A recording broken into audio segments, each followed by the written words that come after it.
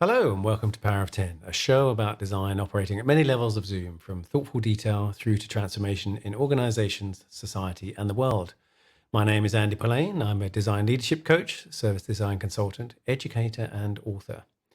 Sometimes I like to change things up a little, and my guest today comes from a very different field to design. Dr. Hansi Singh is Professor of Physical Climate Science at the University of Victoria, a US Department of Energy Office of Science Fellow and awardee, specialist in Earth system modeling and high performance computing, working group co-chair of the Community Earth System Model funded by the NSF. And she always uses all those amazing skills as CEO of Planette, a company specializing in AI accelerated environmental forecasts to help inform decision making. Hansi, welcome to Power of 10. Thank you so much for having me, Andy. Super exciting to be here. So you're unusual, as you know. The show is mostly around design, although I do talk about kind of design operating at different levels of Zoom and thinking about like systems thinking and how small things make a big difference.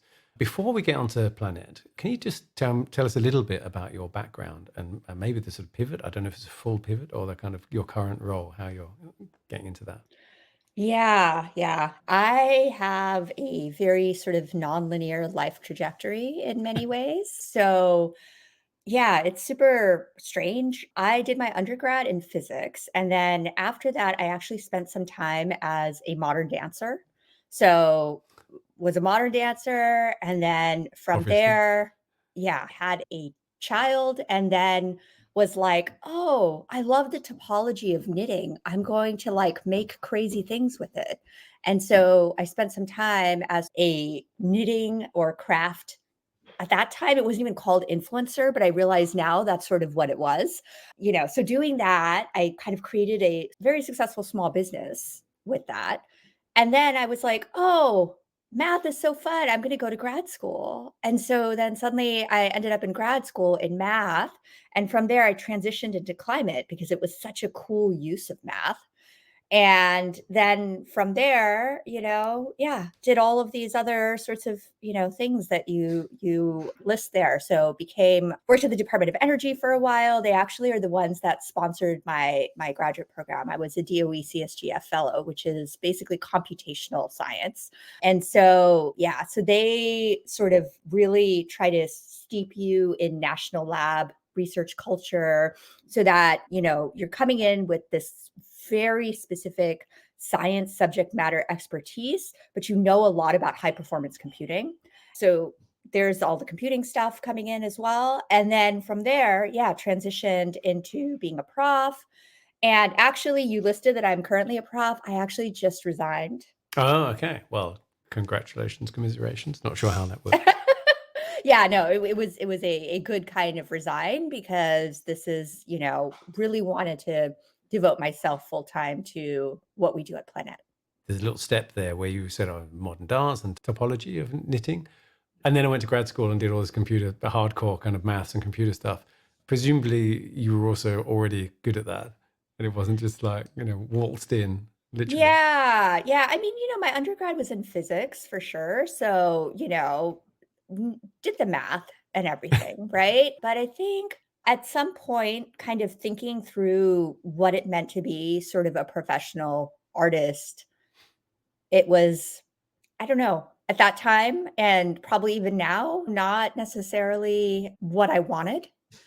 So, I think that's where that transition came in, and Yeah. I think also at that same time, I was still doing other things that were keeping me close to, physics and science. So, I did a lot of, like, tutoring, and so it wasn't as though I just had this, 10-year break and hadn't done any math and then suddenly went back to it.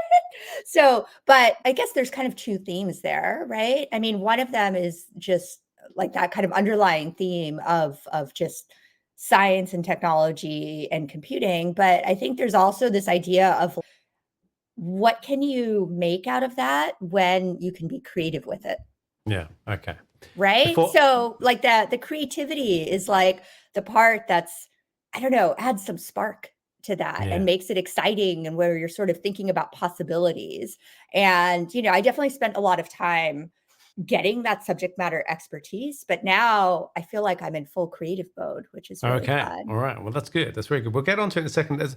I cannot let the topology of knitting go, though. So, what Okay, is okay, that? we're going to talk about the Yeah, topology of knitting. just tell me briefly what that is. Yeah. Yeah, so basically at that time, I think it was like 2007, 2006, there was kind of a lot of online chatter about this. There was this one mathematician over at Cornell. Her name was Diana Taimina. I hope I said her last name right. But basically, she was doing like kind of teaching students about higher order topology using crochet. So Okay. essentially, you can create these sort of really cool, I guess, what is the word for it? Hyperbolic surfaces using crochet. And you see them a lot in the natural world. Like imagine anything that's like super crenulated, Yeah. that is actually a hyperbolic surface. Yeah. And so she was doing that. And, the big place that you see those crenulations is often in coral reefs, right? So then, Is she the woman behind that? yes, I know what you're about to say. Go on, though, please. yeah, so then that, like, really just kinda got me thinking because these people are doing crochet in the context of these, like, beautiful coral reefs, and so then, there's these big displays going up in, various institutions. I think Cornell probably had one at that time, but I don't know. They were going up all over the world, which was basically a bunch of crochet folks making these hyperbolic surfaces, and, they have these beautiful kind of coral reef shapes, and they then, are putting them in these kind of displays. It's like, an art setting that they're doing, almost like a diorama, but it's like giant. And so I was just like, well, but they're doing crochet. Can I do the same thing with knitting? What can I do with knitting? Yes, so beautiful. Yeah, what can I do with knitting? And so it was sort of from there that there is so much beautiful underwater imagery. And so why just knit a sweater? Why not knit like an octopus or a nudibranch or I don't know, a squid, right?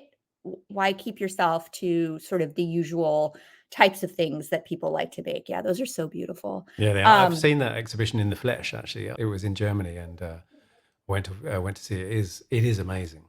yeah. It's beautiful, and it's just this beautiful community thing because all these people kind of send stuff Yes. in as well. Yeah. Yeah, exactly. So, I started to make like it actually first started with an octopus, started making an octopus and, posted it. I think I posted it on Flickr and then I actually posted the octopus itself on Etsy. And then I suddenly got all these like questions of like, hey, I'd love to make this for myself. Like, can you share the pattern? And yeah, that was like, oh, well, we can sell patterns, right? And yeah, so that's where this whole thing I had this little brand called Hansi and, basically just created all sorts of crazy patterns for various stuffies. And so, yeah, did that for a few years and wrote a book. And then from there, I was suddenly like grad school. I don't know where that came from. So, Amazing. Well, that's quite a pivot. yeah. So tell us about Planette then. What was the There's been obviously weather and climate forecasts for a long time. So what were you seeing where you were thinking? Well, actually, tell us about what Planette does. Actually, I gave the sort of one liner, but you should probably tell us a Yeah. little bit more about it. Yeah. So, as you know, we have reached some really, I think, important planetary milestones, maybe not good milestones. So, for example, we are now at the point where we are 1.5 degrees Celsius warmer than we were in 1850. And so, that might not seem like much, but I think when you put it in the perspective of the fact that during the last glacial maximum, when there were ice sheets covering huge parts of North America and Europe and Eurasia in general, at that time, the Earth was only about 3.5 degrees cooler than it is today. So thinking about that and Yeah, then thinking yeah, that now we're at 1.5 degrees warmer, that is huge. And I know that that is also, like we have the IPCC and, in Paris with the COP agreement, we were like, yeah, we're shooting for 1.5, but 1.5 is still a very different world, right? yeah. And yes, we're Oh, shooting for 1.5 because we know that it's much worse further, right? yeah. And so, yeah, I think that that is where Planette comes in, because we recognize that because the world is very different than it was, you know, just over the last century, that is going to require adaptation. And so here you get into this kind of big issue, right? Where we as a species are trying to figure out, first of all, we have to decrease emissions, but at the same time, this world that we have, this 1.5-degree world, is something that we are stuck with, right? Like, we can't change this 1.5-degree world within my lifetime, your lifetime, even, our grandkids' lifetime. And that's just because carbon cycles are really slow. Even if we find ways to, kind of speed them up, where, sure, there's a lot of like kind of ideas of how we can better pull carbon back into the ground. But honestly, we haven't even figured out how to stop emitting. So this is the world we're stuck with, and it might get worse. And so adaptation is a huge and important area where we need to put in resources. And this is where Planette comes in. So today, if I want to know what's going to happen tomorrow or in the next few days, I look at a weather forecast, right? If I want to like get really depressed and hear about how bad things are going to be in 2050, right? Yeah. Yeah. If I want to cry, if I want to go catatonic in my bedroom, then I will go read the IPCC report or some other kind of climate timescale projection. And those are like, 30 years into the future and beyond. And so what that means is that I have a few days versus 30 years. What about the in-between time where people actually need information? And this is an area where there's like very little information currently available for the public, for businesses to be able to ingest, to make decisions. And yet, as climate change is increasing volatility, is increasing, extreme weather event magnitude, this is information that people really need. You need this in-between timescale information. And so this is what we do at Planette. So why is it missing? So now I get, because I was going to ask you this question about, you talk about on the website, you talk about the data and the forecast being actionable. And I guess this is kind of what you're saying, in that, if I really want, if I want to know the weather now, I look out the window. If I want to know the weather in a few days, we look at weather forecast. And for some things I can know I need, to put stuff under cover or whatever it is, right? And down the other end, it's kind of, well, in 10 years time, don't know, right? Our business might not even be around. So, the actionable window is this sort of near to midterm, I guess, of where you can get your ducks in a row. I'm sort of nonplussed that doesn't exist already. So first of all, why is there this gap? Yeah, so a few things. First of all, some of it is science and technology, right? So in order to do forecasting at these timescales, you can't use a weather model, right? You have to use a large scale global climate model. And that's because predictability over these longer time horizons completely depends on the state of the ocean. So you have to be able to predict the state of the ocean, and then that state of the ocean sort of, creates what we call teleconnections to land. And then that is what we then experience as a particular climate state for that particular month or that particular family of weather events that could occur based on that ocean state. So you need to run these different models. The technology for being able to do this, and the science even, it's only been around for approximately the last 10 years or so. And this is because you have to take these big models, and these are very similar to the models that like the IPCC uses. And so, all of the major climate modeling centers in the world use. And then you have to initialize them very particularly with the state of the ocean, but it's not straightforward how that initialization happens. So, for these last 10 years, 10 or 15 years, scientists incrementally have been figuring all of that out. And now this kind of shorter term forecasting is more or less like, production ready, but it's mostly stuck within research and academia. Right. So okay. Exactly. So part of this issue too that we get to is tech transfer. So if you're at an engineering school anywhere, like literally the first thing, like people are constantly thinking about tech transfer. They're like, patent transfer, commercialize, patent transfer, commercialize. Like that is just, like bread and butter for what any engineering school around the world does. But for climate science, people have like conventionally thought, yeah, this is just something that we study for fun. And now suddenly it's being thrust into this area where the planet, every single human on this planet is our stakeholder. Yeah. And yet, the way that that discipline has been functioning has not caught up, in my opinion, to the magnitude of the global need for this information. We talked before, before this recording, and talked about the side of the kind of the storytelling, if you like, of that data too. And I'm interested kind of about how you go about this, because one of the things that's been, I think, an Achilles heel of scientists is they tend to think, well, if people just knew the data, then they'd change their behavior. So we just need to tell them more data, and they still don't get it. Let's tell them some more data. And of course, what happens is people get in that sort of helplessness mode.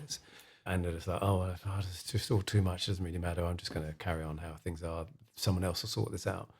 I'm interested kind of how you go from that, what I imagine is a lot of very heavy number crunching, and actually kind of tell the story of that. Because step changes in public awareness have been, Al Gore, David Attenborough, of a polar bear on a shard of ice, a seahorse with its tail wrapped around a plastic earbud. Those are those kinds of things that really stick with people and then make them actually, well, if they make them act, they certainly stir some kind of action. So I'm interested how you take this thing, which I imagine is very heavily computational, and turn it into something that your clients, your customers, your businesses and other organizations can look at and make sense of without being people like you. Yes. So that is kind of a huge area of figuring out how to take this kind of, midterm climate information, Yeah. right? So midterm forecasting. So somewhere between what's going to happen next month versus all the way to what's going to happen, say, 5 years into the future. That is Yeah. the window that we occupy. And it's a little bit beyond what people conventionally call S2S, subseasonal to seasonal forecasting. Usually Okay. S2S is up to a year or maybe two. I think NOAA defines it as two. But yeah, we can go even further just because there is predictability in the system. And for some people, that's useful to know. But so, in terms of thinking about how to make the data actually useful, so from a business perspective, if I just give a random business that data, like they won't know what to do with it. Yeah. And so, what people have to do, what we have to do is figure out a way to translate that information into what does that mean for that particular business. And so in the process of that translation, right, there are so many possibilities. So first of all, there is some certain classes of businesses, for example, that are very data savvy. They can just take the data and they can write the story themselves. Right. So, for example, one example of that is insurance companies. They have amazing ways in which they model risk. Yeah. And so our data is kind of one of the factors that they might use to say, model risk for underwriting for next year, for Right. example. So that is relatively straightforward. But for some other verticals, right, it is like so much more complicated in terms of they might not be data savvy and, they might have sort of very specific things that they want to look at.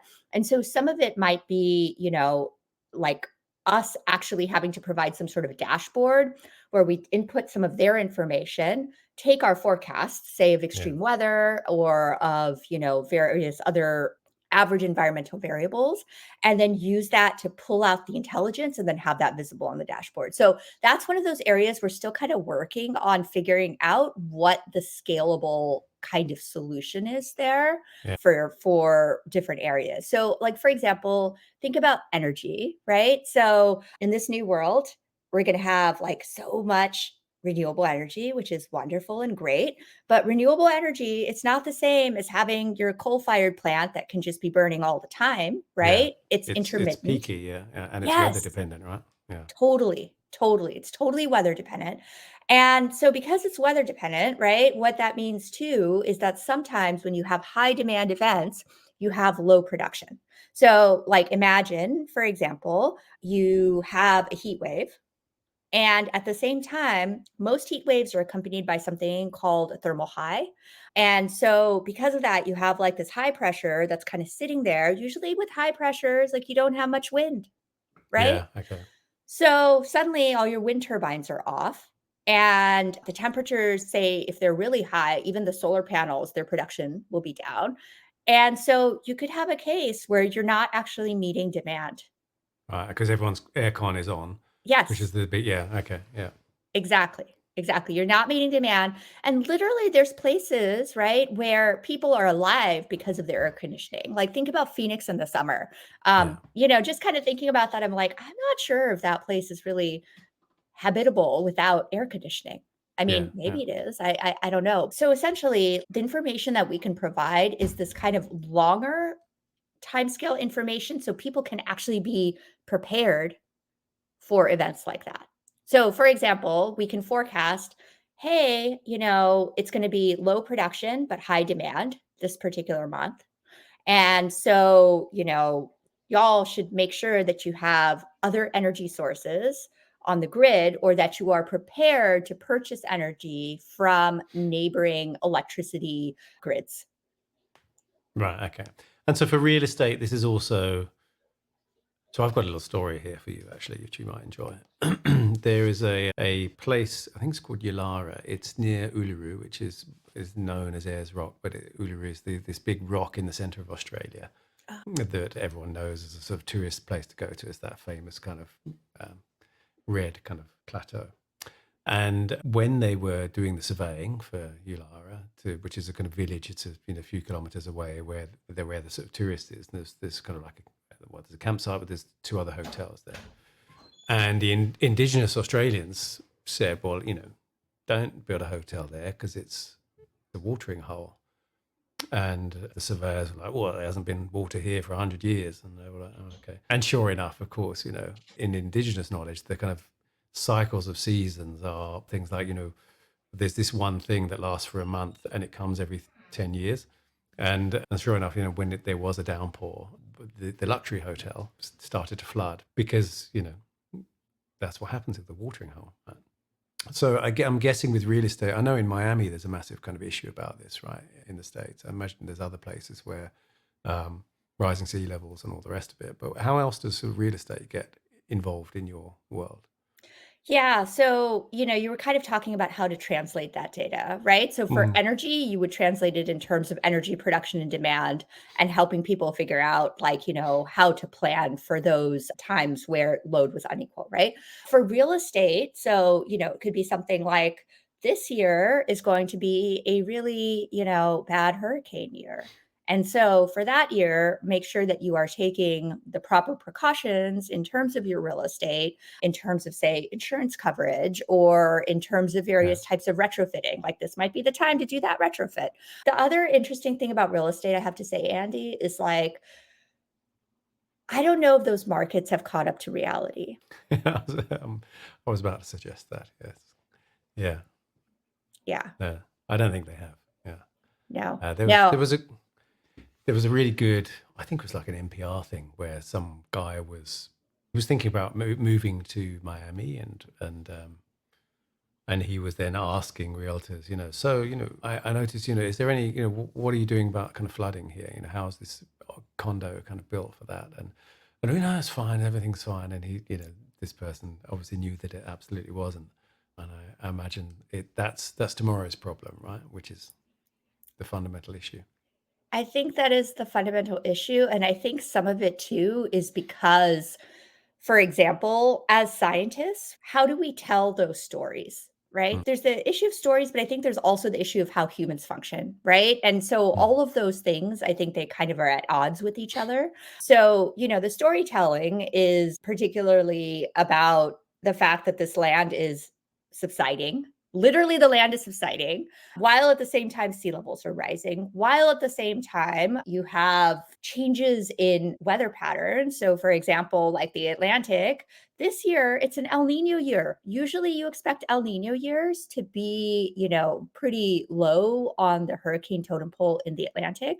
But guess what? They're not going to be this year because the Atlantic is also really warm, right? And so, all of these different factors that come into play, how do you communicate that to people? yeah. And how do you even communicate that to the market? I think the market does not know because people don't know, but it's hard to say that they don't know because honestly, like who doesn't know unless you were living in a hole? But yeah, this is hard. Real estate is one of those areas where I don't view that as being one of our first markets, Yeah. because Yeah. that's an area where people are, yeah, I don't know. People. People are people.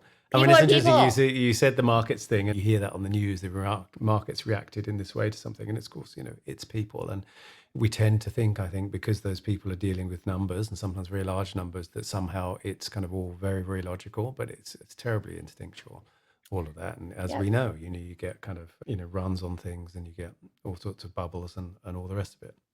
Yep. I wanted to switch. You talk about this, the work you're doing, or the sort of what you're creating is powered by AI. And of course, right now is a little bit of like, oh god, well, everything, my shoes are powered by AI. This feels like an area where it's like legitimate.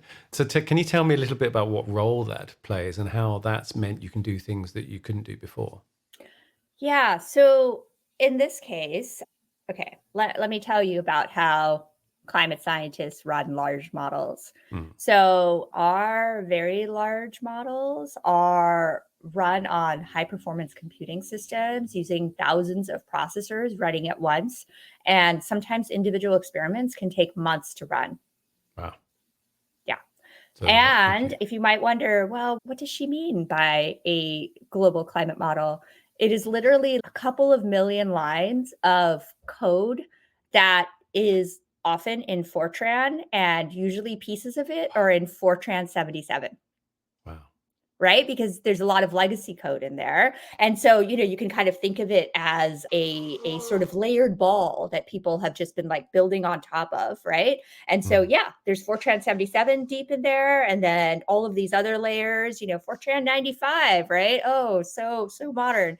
And so, yeah, so these are the kinds of things that we run in order to, produce, say, climate projections for the mm, IPCC. But as I said, this is also what we have to run in order to produce these types of short or midterm projections, which is what we do at Planette. So 1 month to 5 years. And so in order to do that in a way that is efficient, operationalizable, and actually useful to humans rather than just being like, oh, look at this cool thing that this model did, we actually have to use the AI in there. So the AI, we use it to speed up, right? So we can mm. actually use it to, like, for example, do something called boosting. So what we do, right, is that we can run our Earth system model, and then we can create a whole bunch more ensemble realizations of that model using an AI emulator. So Okay. that's kind of, yeah, so that's So like sort sort of of what. variations on Yes. the theme, right? Okay. But I guess people who have been using kind of image generators will know that kind of idea of like you start with one and then you can kind of do variations on it, right? Yeah, exactly. But they're like physics-based variations because the emulator that we use is based on a what we call a hybrid AI model. So meaning that there's physics in there, but it's AI, so it's really fast and efficient. Yeah. So you're not having to recalculate, recrunch everything from scratch each time, and Yes, with your exactly. Fortran. And Yeah. and so yeah, so that's part of the acceleration, but the other thing too that AI actually allows, and you might have been hearing all of this stuff about how AI can do weather better than a weather model. Partly that's like, I mean, a lot of these AI models, they're just quote unquote dumb models, right? Because it's just taking all of the statistics and just crunching it and then kind of producing an emulator that can emulate the weather. Like Yeah. that's pretty much what these things are. The next level up is when the model actually has some physics in it, but it still has the statistics that AI specializes in. And so from there, then, you can calculate things that potentially are outside of the model's training data. That's kind of one of the challenges here as well when it comes to, say, a weather model. If the weather model has only seen a particular type of weather, right, from the past, then as our climate changes, Yeah. yeah, I get it. Yeah.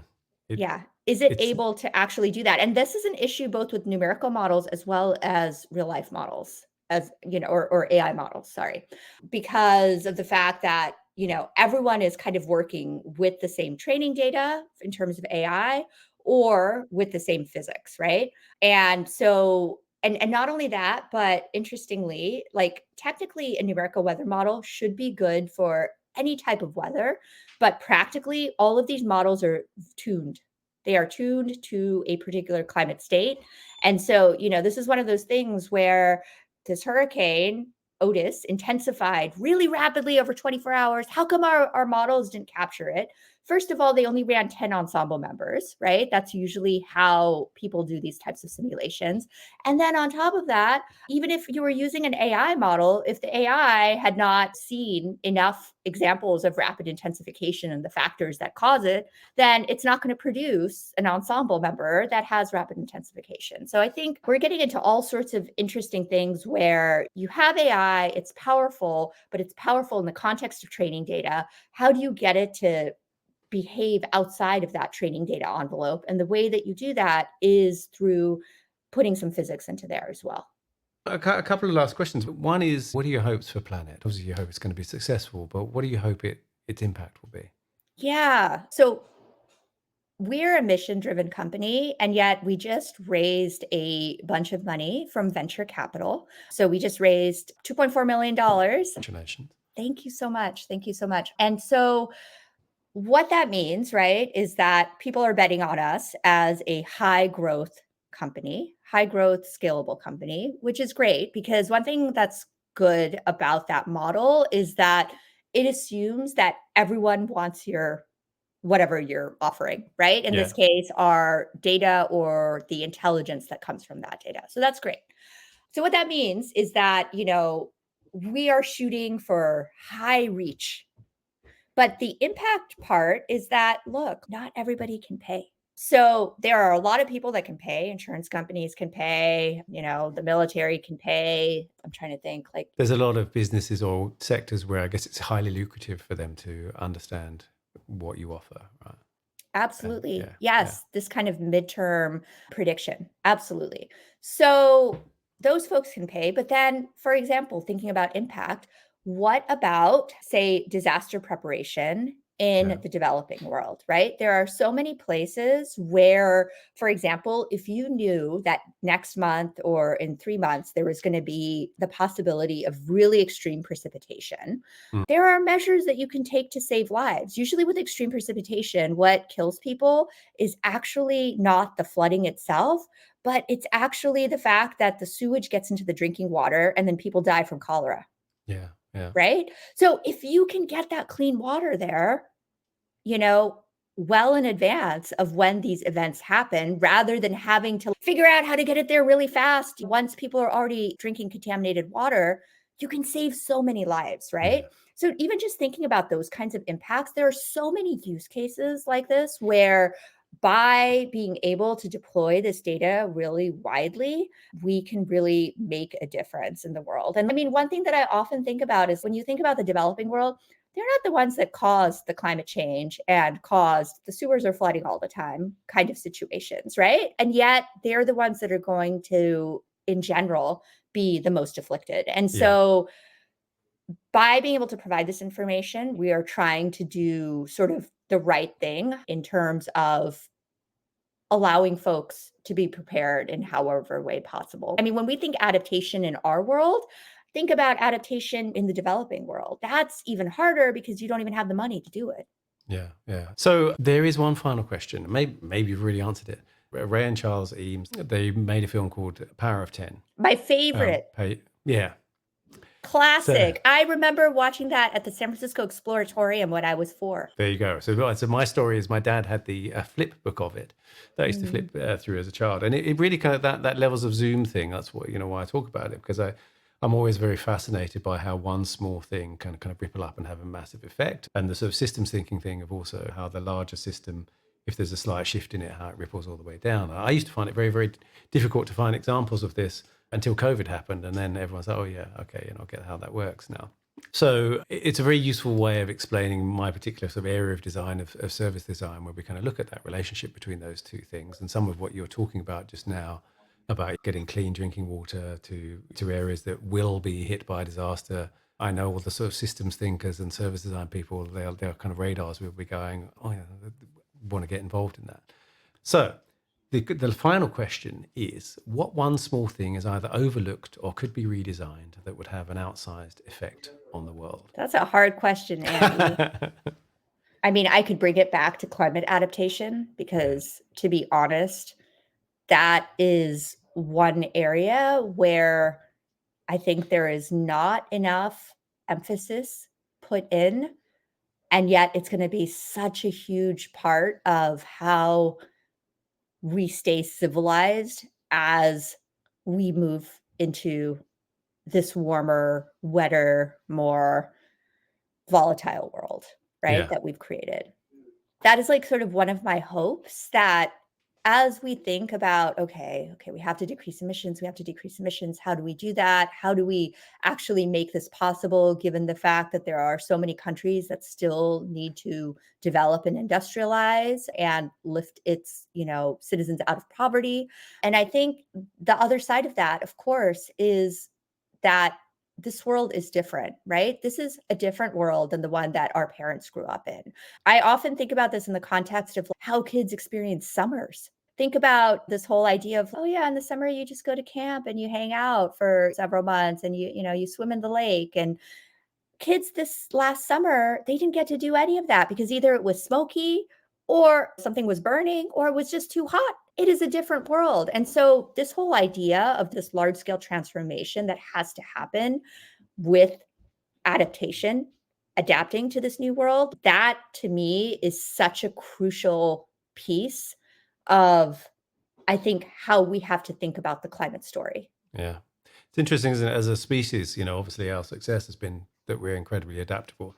But as sort of individuals, we're kind of really rubbish at thinking about it sometimes, I think. Yeah, that is so interesting actually, because you're right. Like we are adaptable. We have brains. I mean, to some extent, that's almost one of those areas where you're like, you wish you weren't quite so adaptable, because I think that's where you get into the frog in the frying pan analogy, Yeah. where everyone is just like, oh yeah, it's all fine. Sure. This is the new world. I think that if we were a little bit more like, hey, we need to change things, I think that, yeah, I don't like the direction this is going.